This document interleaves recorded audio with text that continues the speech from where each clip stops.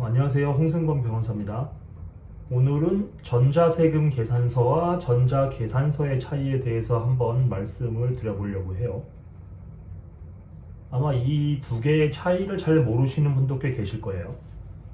전자세금 계산서, 전자계산서. 이름부터 비슷하죠? 근데 이 두 가지가 꽤 달라요. 전자세금 계산서는 일단 전자적으로 발행되는 세금 계산서를 말하는 건데, 이 부가가치세법에 따라서 세금을 내기 위해서 발행을 하는 거예요. 거래를 했을 때. 근데 반면에 전자계산서는 마찬가지로 전자적으로 발행되는 계산서인데, 세금을 내기 위해서 발행하는 게 아니고, 물론 세금을 내기 위해서 발행한다는 게 전혀 틀린 말은 아닌데, 부가가치세법에 적용을 받는 게 아니고 소득세법이나 법인세법의 적용에 따라서 면세 품목에 발행을 하는 거예요. 면세 품목이라고 하게 되면은 예를 들어서 축산물이 있는데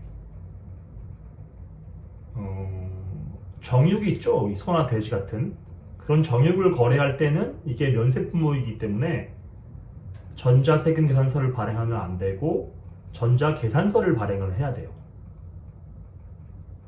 근데 그렇기 때문에 어떤 차이가 생기게 되냐 하게 되면은 전자세금 계산서를 잘못 발행을 했다, 거래가 없는데 발행을 했다, 혹은 거래가 있는데 발행을 안 했다, 그렇게 되면 이거는 조세범 처벌법에 따라 처벌을 받을 수가 있거든요.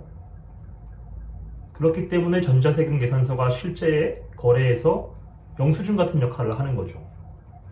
예를 들어서 거래를 한 당사자가 있는데 어느 한쪽이 거래 사실을 부인한다고 할 때 전자세금 계산서가 발행이 된 게 있거나 혹은 발행이 안 됐다고 하게 되면 그걸 법적인 근거로 삼아서 거래가 있었다라고 주장을 할 수 있는 거예요. 근데 전자계산서는 제가 아까 설명드렸다시피 부가가치세법에 적용을 받는 게 아니기 때문에 이런 영수증으로서의 증명의 효력이 조금 약한 것 같아요. 물론 전자계산서를 발행했다는 거는 나중에 그 세액 공제를 받을 매출의 계산이 된다는 거기 때문에 그 부분을 주장을 해서 거래 사실이 있다고 주장을 할 수도 있는데 전자세금 계산서만큼은 아니라는 거죠. 그렇기 때문에 이 두 가지 차이를 명확하게 아시고 면세 품목인 전자계산서로 주로 거래를 하시는 분이 계시다면 그 전자계산서 이외에 거래 사실을 증명할 만한 다른 어떤 것들을 추가로 준비를 해놓으시는 게 좋아요.